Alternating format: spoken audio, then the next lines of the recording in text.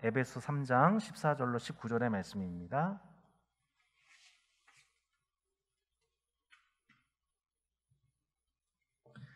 에베소 3장 14절로 19절의 말씀 한 절씩 교독하고 마지막 절을 합독하겠습니다. 이러므로 내가 하늘과 땅에 있는 각 족속에게 이름을 주신 아버지 앞에 무릎을 꿇고 비노니 그의 영광의 풍성함을 따라 그의 성령으로 말미암아 너희 속사람을 능력으로 강건하게 하시오며 믿음으로 말미암아 그리스도께서 너희 마음에 계시게 하시옵고 너희가 사랑 가운데서 뿌리가 박히고 터가 굳어져서 능히 모든 성도와 함께 지식에 넘치는 그리스도의 사랑을 알고 그 너비와 길이와 높이와 깊이가 어떠함을 깨달아 하나님의 모든 충만하신 것으로 너에게 충만하게 하시기를 구하노라. 우리 가운데서 역사하신 능력대로 우리가 구하거나 생각하는 모든 것에 더 넘치도록 능히 하실 이에게 교회 안에서와 그리스도 예수 안에서 영광이 대대로 영원 무궁하기를 원하노라. 아멘. 지난 우리 에베소 1장 말씀 중에 성도를 위한 세 가지 기도 제목이란 제목으로 하나님의 말씀을 나눈 적이 있었습니다. 오늘은 사도 바울의 이 에베소 교회를 향한 두 번째 기도 중 특별히 오늘 이 동역자를 위한 전 세계의 족속을 위한 세 가지 기도 제목을 저희가 함께 살펴보도록 하겠습니다. 오늘 이 말씀이 우리 14절로 19절에는 이 세 가지 기도 제목, 그리고 20절로 21절은 하나님을 향한 송축을 우리가 구조가 되어 있는 것을 살펴보게 됩니다. 이 14절로 이 19절 말씀을 보면 한글상으로 보면은 조금 수식어가 길어서 구분이 되기 좀 어려울 수 있겠지만 결국엔 원문상 세 가지 기도 제목으로 저희가 정리해 볼 수가 있습니다. 사도 바울은 오늘 그 에베소 교회와 또 자신의 동역자들을 위해서 세 가지를 기도합니다. 첫 번째는 성령으로 속사람이 강건하게 해달라고 16절에서 기도하고 있습니다.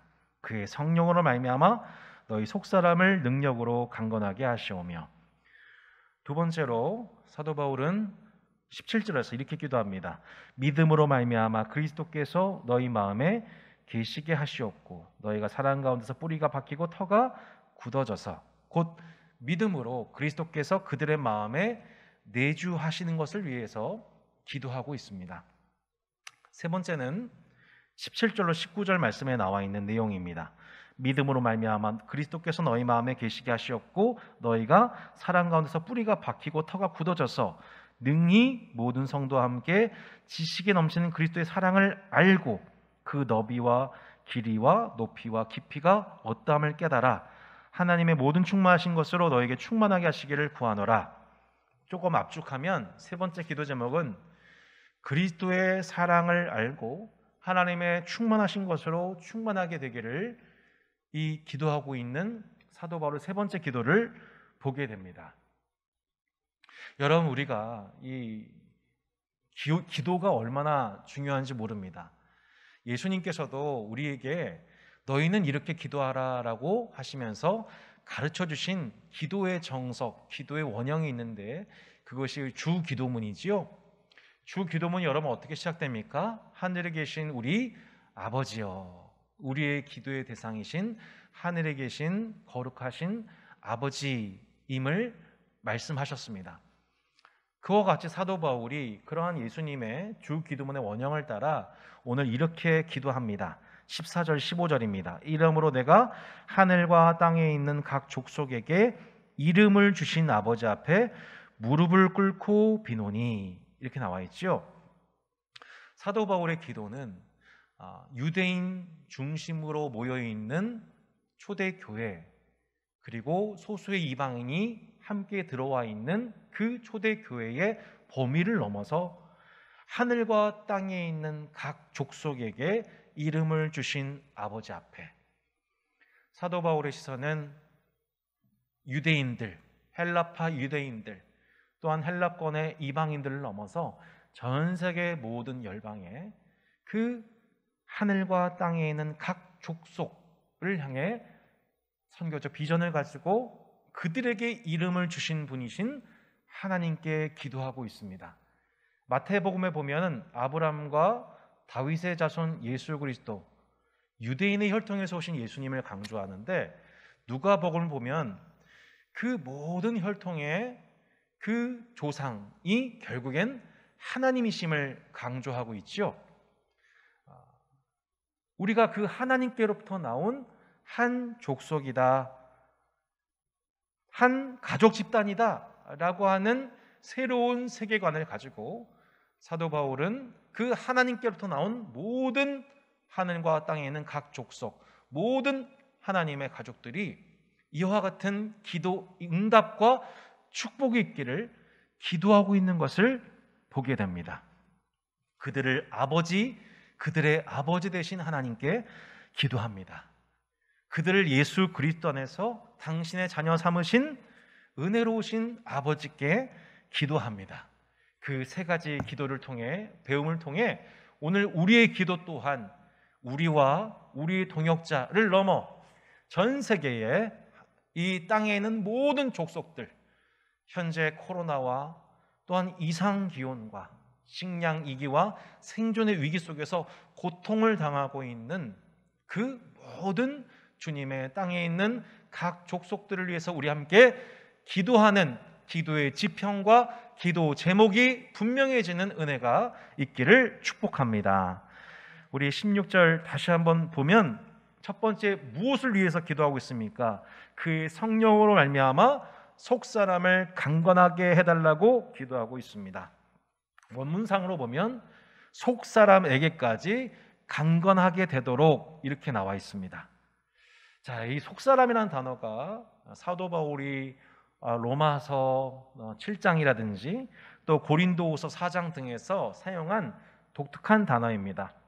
이 겉사람과 비견되는 단어가 바로 속사람이지요. 이 속사람이 무엇입니까? 예수 그리스도로 말미암아 영혼과 인격의 주체가 예수 그리스도가 되심으로 거듭난 새로운 자를 우리가 속사람이라 합니다. 그래서 사도 바울이 고린도후서 4장 16절에서 이렇게 말씀하고 있는 것을 보게 됩니다. 고린도후서 4장 16절입니다. 그러므로 우리가 낙심하지 아니하노니 우리의 겉사람은 낡아지나 우리의 속사람은 날로 새로워지는도다. 아멘. 여러분, 이 죄로 인해 타락한 우리의 육체는 결국엔 몸이 병들게 되어 있습니다. 우리가 만수무강을 기원하지만 실제로 이 땅에서 만수무강은 없습니다. 결국엔 육체는 죽음을 당하게 됩니다. 병들고 결국 숨을 다하게 됩니다. 하지만 사도 바울은 그리스도 예수 안에 있는 우리에게 참 기쁨이 있는데, 그것은 우리 겉사람은 날로 낡아져서 슬픔을 주지만 이 일반 세속 시민과는 다르게 하나님 나라 백성, 하나님 나라의 자녀된 자들의 기쁨은 뭐냐면 이 속사람이 날로 새로워진다는 것입니다. 겉사람은 날로 부패해집니다. 날로 연약해집니다. 시간이 갈수록 병을 달고 살게 되죠. 하지만 그리스도인들에게 기쁨이 무엇입니까? 우리의 속사람이 날로 새로워지는 기쁨인 것입니다. 우리의 자아가 예수 그리스도를 말미암아 회심한 우리의 자아는 점점 세상을 닮아가고 점점 육체의 욕심을 따라 끝까지 그 모습으로 살아가는 모습이 아니라 그 예수 그리스도를 말미암아 새로워진 우리의 영혼은 성령을 받아서 이제는 성령의 소욕을 따라 사는 삶에 익숙해지는 우리의 속사람은 날마다 하나님과 그분의 아들이신 예수 그리스도의 형상을 닮아감으로 썩어져가는 이 세대에 휩쓸려가는 것이 아니라 하늘에 계신 아버지와 그 아들 예수 그리스도, 썩지 아니하시고 변질되지 아니하시고 영원토록 거룩하신 하나님의 모습으로 날마다 새로워져가는 은혜의 여정 중에 있음을 믿습니다. 이것이 우리에게 주신 놀라운 축복인 것이죠.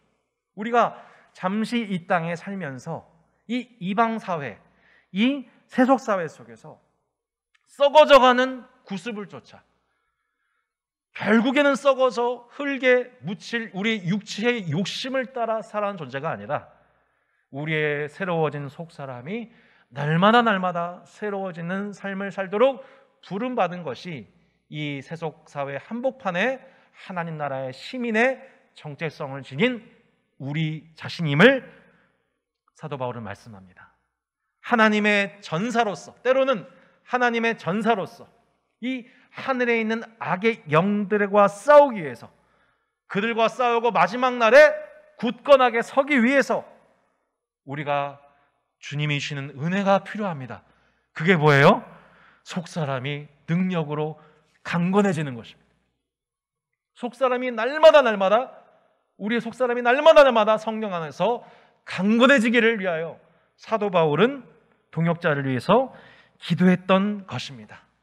여러분, 그렇게 성령으로 말미암아 우리 속사람이 날마다 강건해진다라고 하는 것은 그 강건해진다라는 말에 반대말을 생각해 보면 좀 더 분명히 알 수 있습니다.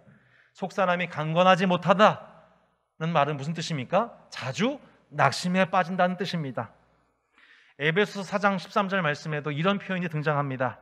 그러므로 너에게 구하노니 너희를 위한 나의 혀로 환난에 대하여 낙심하지 말라. 이는 너희의 영광이니라. 오히려 참 웃기죠. 감옥 밖에 있는 에베소 교인들은 오히려 낙심에 빠져 있습니다. 아이고, 우리 사도 바울, 우리의 스승께서 저렇게 고난을 당하고 계시네. 낙심에 빠져 있습니다. 놀랍게도 감옥 안에 있는 로마 정부로부터 또 많은 유대인들로부터 억울한 불의를 당하고 형벌을 당하고 있는 사도 바울은 오히려 감옥 안에서 도리어 이것이 너희를 향한 나의 영광이다. 나는 낙심하지 않는다. 내 겉사람은 후패해지고 있지만 내 속사람은 날마다 새롭다. 에베소서 처음 1장 4절에 찬송하리로다, 찬송하리로다. 감옥 안에서 오히려 성부와 성자와 성령의 하나님의 존재와 그분의 인격과 그분의 위격과 그분의 행하신 일들을 생각하면서 이 사도 바울이 오히려 하나님을 향한 경외와 찬송과 신뢰와 확신이 넘쳐흘렀던 것처럼 그는 감옥 안에서 낙심하지 않고 성령으로 말미암아 속사람이 새로워지는 것을 경험하고 있었던 것입니다.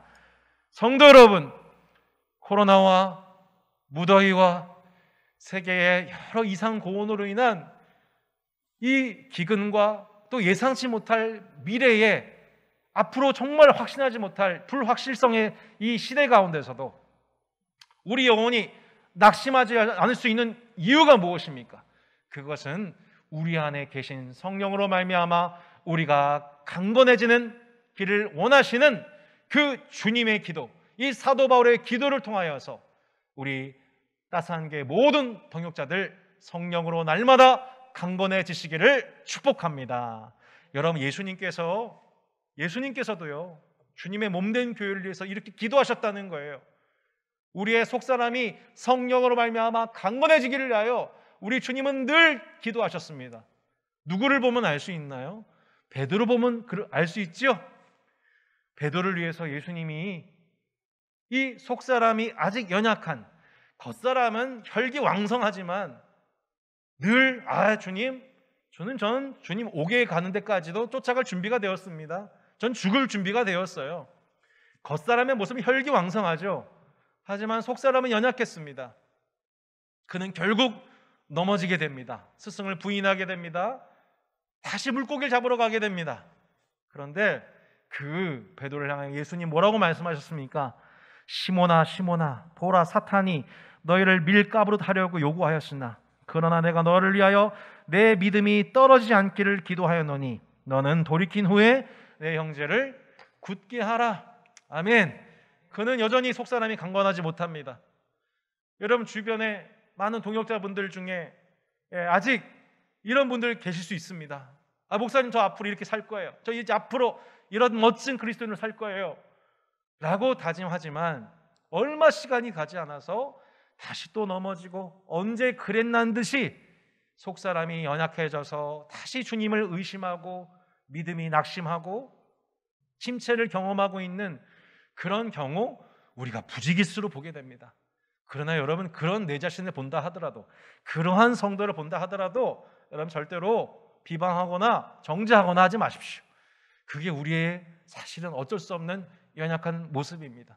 베드로도 그랬어요. 베드로를 향해서 예수님 어떻게 하셨어요? 그가 낙심하지 않기를 위하여, 믿음이 떨어지지 않기를 위하여서 예수님 기도하셨습니다. 속사람이 강건해지기를 기도하셨습니다. 나중에 베드로의 속사람이 강건해졌을 때 여러분, 그가 똑같이 그런 시험 당하고 있는 성도들을 위해서 그 형제를 굳게 해주는 자, 그 형제가 낙심하지 않도록 그를 붙잡아주고 기도해주고 권면해주고 설교하는 자로 베드로가 굳건하게 서지 않습니까? 여러분, 그런 것처럼 여러분, 저와 여러분이 낙심한 베드로, 낙심한 동역자를 일으켜줄 수 있는, 그의 속사람이 강건해지도록 여러분 기도할 수 있는 저와 여러분이 되었으면 좋겠습니다.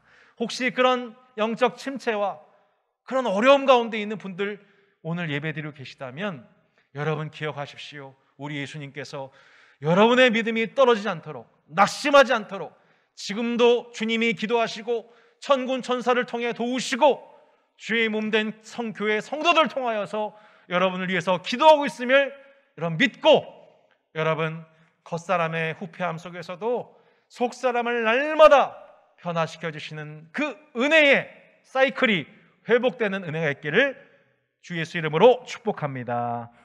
우리 두 번째 기도 제목입니다. 17절입니다. 믿음으로 말미암아 그리스도께서 너희 마음에 계시게 하시었고, 이렇게 기도합니다. 두 번째 기도가 무엇입니까? 그리스도께서, 믿음으로 그리스도께서 그들의 마음에 계시게 해달라고 사도 바울이 기도하고 있습니다. 그리스도께서 너희 마음에 계시게 하시었고, 이미 예수님이 그들 마음 가운데 계십니다. 그런데 사도 바울이 그들에서 기도할 때 그들의 마음에 예수님이 계시게 해달라고 또 기도하고 있습니다. 헬러 원문으로 보면 사람이 거주한다라고 하는, 사람이 집에 거주한다는 의미를 지닌 헬러가 이 파로이케오라는 단어가 있습니다. 파로이케오라는 단어가 있는데, 이 단어는 나그네로서 어떤 장소에 머물다는 의미를 가지고 있습니다. 나그네니까 잠깐 그 집에 거주했다가 뭐 1박 2일, 1박 3일 있으면 얼마든지 그 집에서 떠날 수 있죠. 그런데 여기서 그리스도께서 그 마음에 계시게 해달라고 할 때에 그 거주하다는 뜻에 해당되는 헬러 단어는 카토이케오란 단어입니다. 이 뜻은 뭐냐면 일시적으로 숙박한다는 것이 아니라 주인이 자신의 집에 거한다의 의미입니다. 정주한다는 의미입니다. 곧 오늘 사도 바울이 기도하고 있는 것은 뭐냐면 파로이케오, 나그네가 왔다가 잠시 머물렀다 가는 정도로서의 거주가 아니라 집 주인이 되어서 그 집을 다스려 주십시오. 새로운 집 주인이 되어 주십시오. 다른 말로 하자면 오직 성령의 충만함을 받게 해 주십시오 라는 에베소 5장 기도로 연결되는 것입니다. 내일 떠날 숙박객이 하룻밤 묵어가는 차원이 아니라 자기 집에 있는 주인의 거처를 명확하게 나타내는 말이 바로 카토이케오라는 말인 것입니다. 결국 여러분, 우리가 기억해야 할 바가 무엇입니까?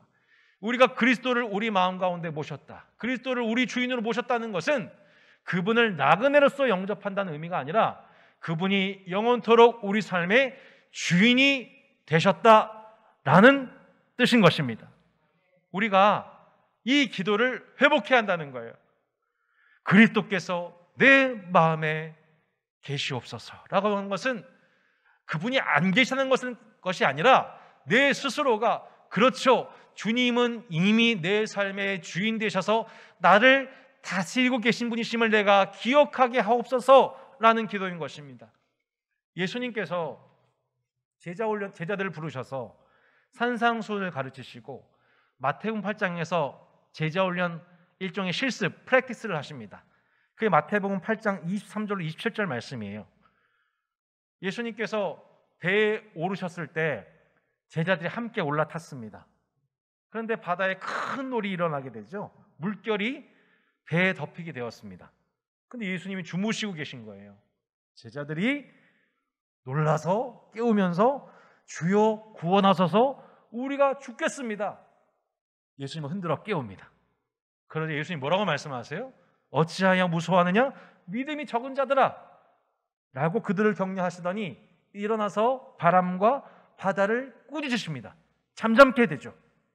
그랬더니 그 사람들이 기이 여겨서 도대체 저분 어떤 분이길래 바람과 바다도 순종하는가 라면서 예수님을 새롭게 보게 됩니다. 여러분, 우리의 신앙생활이 꼭 이러한 제자훈련 실습 현장과도 같습니다. 예수님은 이미 그 배에 타고 계십니다. 배에서 떠나본 적이 없어요. 주무시고 계셨지만 배에 이미 카토이 케오, 이미 그 주인으로서 배에 모셨어요. 하지만 제자들의 마음속에는 당장 눈앞에 보이는 환난으로 말미암아 그 예수님에 대한 지식이 없었고 그 예수님이 실제로 그 항해의 주인이라는 것을 인정하지 못하고 있었습니다. 그래서 우리가 죽게 되었습니다. 자신들의 상황이 여전히 애돼서 자신의 눈으로 해석하고 있는 제자들의 연약한 믿음, 아직 덜 성숙한 예수님이 어떤 분인지 잘 모르고 있는 수준에 머물러 있습니다. 그러나 예수님은 그 배에 항상 계셨습니다. 주무시고 계셨지만 그 배에 계셨습니다. 제자들이 예수님을 깨어 흔들었을 때 예수님이 그들의 믿음을 격려하시고 바람과 바다를 꾸짖으셨을 때에 잠잠게 되며 마침내 예수님이 배 안의 주인이심과 동시에 배 밖 바람과 바다 모든 자연을 주관하고 계시는 살아계신 하나님이심을 그 영광을 나타내셨던 것입니다. 여러분, 우리가 이 기도를 통하여서 우리가 회복해야 될 기도가 바로 이겁니다. 우리는 너무 머리로는 주님이 내 안에 계시다는 것을 머리로는 믿어요. 하지만 매일매일 삶 속에서 나를 향해 닥쳐오는 수많은 환난이 오게 되면 내 안에 잠자고 계신 그분을 우리가 까맣게 잊어버리고 이것을 내 눈으로 그 환난을 바라보며 실족하고 무서워합니다. 여러분, 우리 주님은 우리 안에 카토이 케오로서 주님은 언제나 나와 함께하고 계십니다. 우리가 두려울 수 있습니다. 무서울 수 있습니다. 그때마다 여러분, 주여 일어나십시오 라고 주님을 깨워 흔드는 기도, 주님은 이미 내 안에 함께하고 계심을 믿습니다 라는 이 기도를 통하여서 그 모든 바람과 바다를 잠잠게 하셔서 내 삶의 주인이실 뿐만 아니라 모든 상황을 주관하고 계시는 하나님이심을 여러분 경험하는 은혜로운 여러분 기도응답이 있기를 주 예수 이름으로 축복합니다. 그래서 그렇게 첫 번째 기도인 우리의 속사람을 강건하게 해주십시오. 두 번째 무엇입니까? 그리스도께서 우리 마음에 계신 것을 알게 해주십시오. 날마다 우리 삶 속에서 그 이 두 가지를 통하여서 우리가 우리를 위해서 기도할 뿐만 아니라 그 믿음의 시험을 당하고 있는 우리의 동역자를 위해서 사도 바울이 기도하듯 우리가 그렇게 서로를 위해서 기도하는 은혜가 있으면 좋겠습니다. 마지막 사도 바울이 했던 기도가 무엇입니까? 18절로 19절 말씀입니다.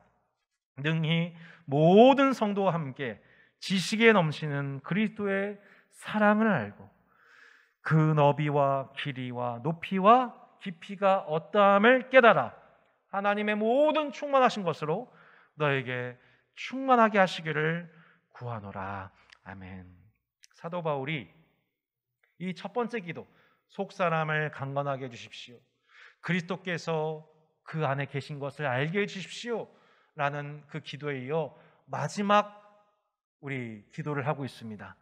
지식에 넘치는 그리스도의 사랑을 알아 그 너비와 길이와 높이와 깊이가 어떠함을 깨달아 하나님의 모든 충만하신 것으로 너에게 충만하게 하시기를 구하노라. 제가 신약 성경 말씀 중에서 가장 좋아하는 기도문입니다. 저도 성도분들을 위해서 기도할 때, 따스한 교회를 위해서 기도할 때 기도하는 기도 제목이 바로 이것입니다. 하나님, 그리스도의 넘치는 사랑, 지식에 넘치는 주의 사랑을 알게 해주시고 하나님의 모든 충만한 것으로 우리를 충만하게 하시기를 구합니다. 이것이 따스한 교회를 위해서 기도할 때, 성도분들을 위해서 기도할 때 자주 인용하는 기도입니다. 여러분도 기도하실 때 교회와 성도분들을 위해서 기도할 때, 아니 더 나아가서 전 세계에 있는 교회 형제자매들 기도할 때 여러분 이 기도를 하나님 앞에 쉼없이 드리시기를 바랍니다. 어떤 기도입니까? 4가지죠. 너비와 길이와 높이와 깊이. 그리스도의 사랑을 알 때 그 그리스도의 사랑의 너비와 길이와 높이와 깊이, 이것을 이 지식에 넘치는, 내가 그리스도의 사랑은 요 정도라고 생각하는 그 지식에 넘치는, 여러분 인생도 그렇지 않습니까? 이 관계 속에서 저 사람이 나를, 아니 부모님이 나를 이렇게 사랑하셨어? 제가 8살 때 10살 때 부모님이 저를 사랑하셨다고 제가 고백하는 그 지식과 나이가 40살이 넘고 가정을 이뤄서 자녀들을 키우면서 세상에 부모님이 나를 이렇게 사랑하셨어? 그 지식은 차원이 다릅니다. 그 너비와 길이와 높이와 깊이가 게임이 안 돼요.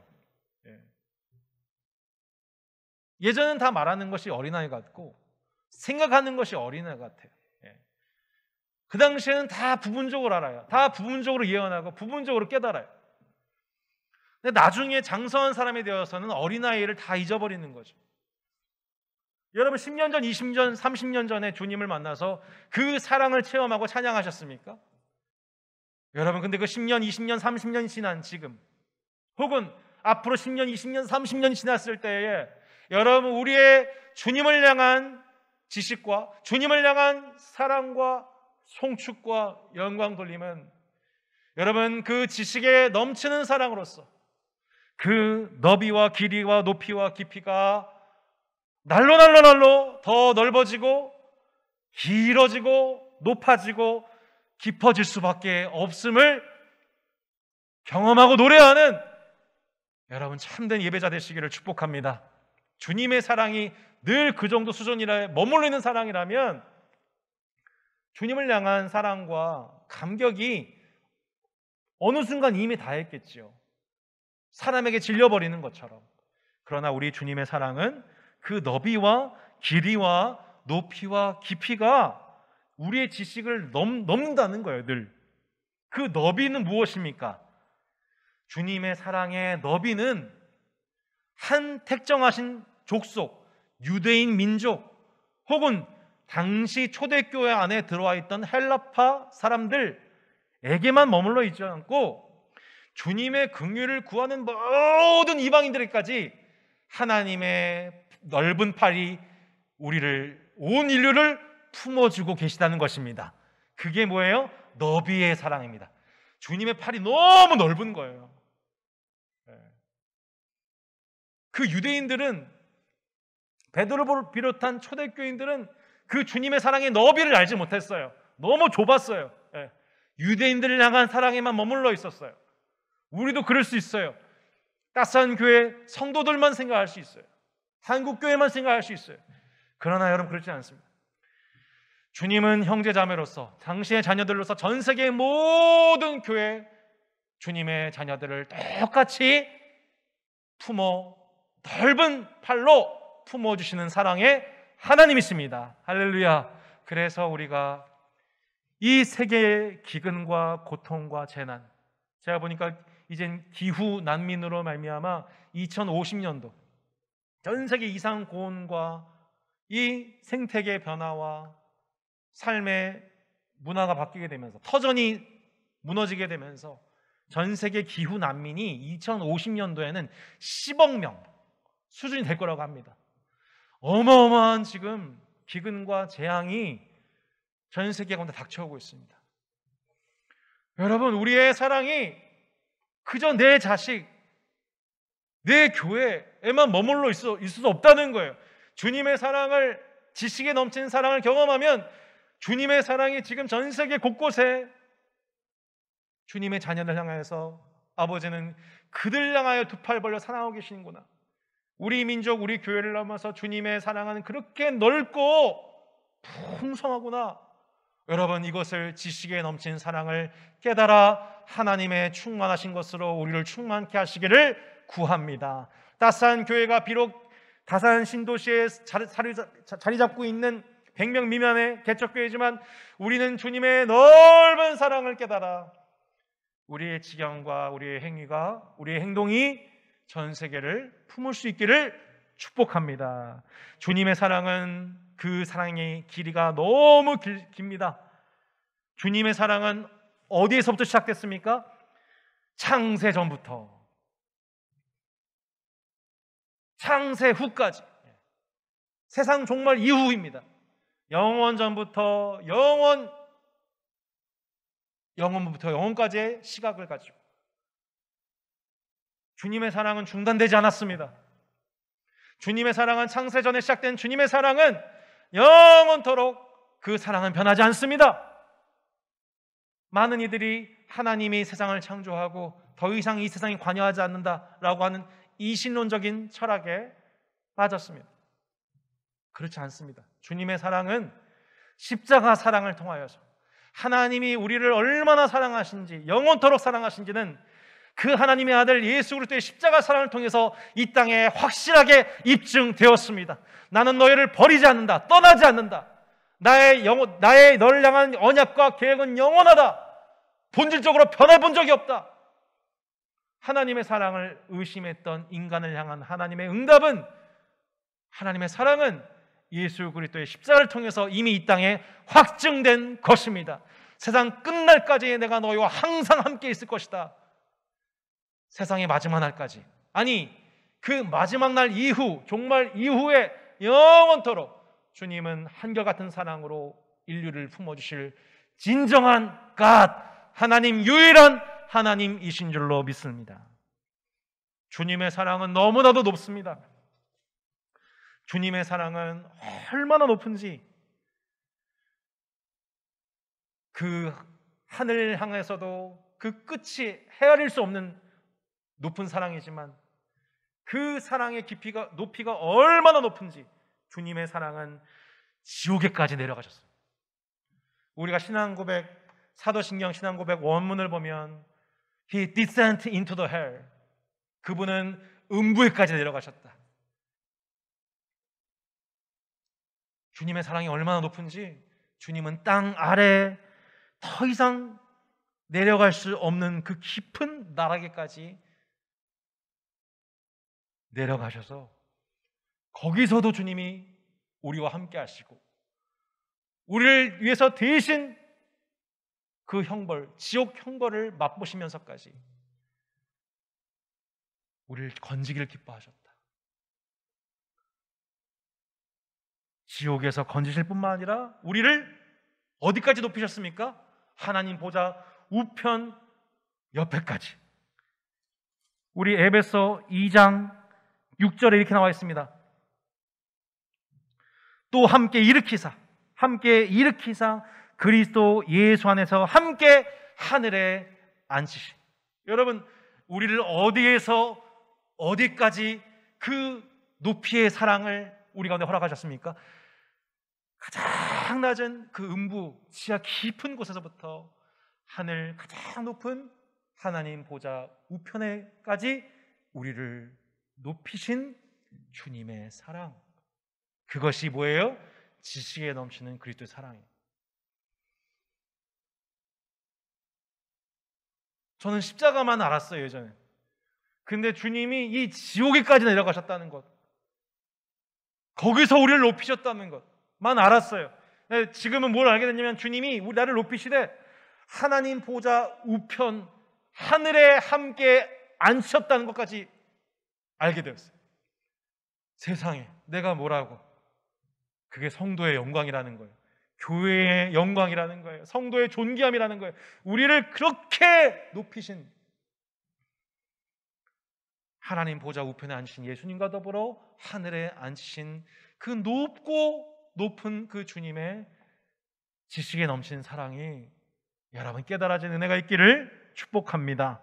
주님의 사랑은 마지막으로 너무 깊은 사랑이라는 거예요. 우리를 향한 주님의 사랑이 너무 깊은 거예요. 얼마나 우리를 사랑하셨으면 자신의 피의 희생으로까지 우리를 구속하셨겠습니까? 주님의 우리를 향한 사랑이 얼마나 깊은지 주님은 그 몸에 있는 모든 물과 피를 다 쏟으셨어요. 그 사랑의 깊이를 나타내셨습니다. 세상의 어떤 신화나 어떤 종교를 여러분 살펴보시면서 이렇게까지 인간을 사랑하신 하나님, 이런 신을 여러분 만나보셨습니까? 들어보셨습니까? 정말 비교할 수 있는 어떤 그 신적인 대상, 다 우상이지만 여러분 있다면 보여주십시오. 증거해 보십시오. 이런 사랑의 깊이를 가지고 여러분을 사랑하신 분이 있는지, 정말 그런 신이 있다면 그 신을 믿으십시오.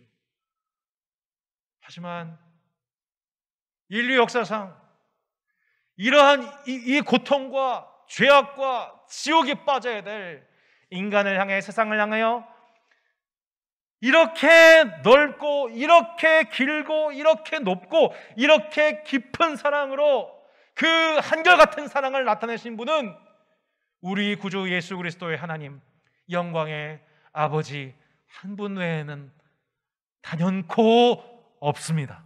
오직 하늘의 아버지께서만 우리를 참으로 사랑하시며 그 그리스도를 통해서 우리를 향한 하나님의 사랑을 확증하셨고, 그 사랑을, 지식에 넘치는 사랑을 경험하게 되는 자들은 마침내 하나님을 기도를 넘어 찬양하지 않을 수 없게 되는 것입니다. 20절 21절 마지막 사도 바울이 찬송합니다. 우리 가운데서 역사하신 능력대로 우리가 구하거나 생각하는 모든 것에 더 넘치도록 능히 하실 이에게 교회 안에서와 그리스도 예수 안에서 영광이 대대로 영원 무궁하기를 원하느라. 아멘. 기도의 결과로서 사도 바울은 마지막 영광송 찬송하고 있습니다.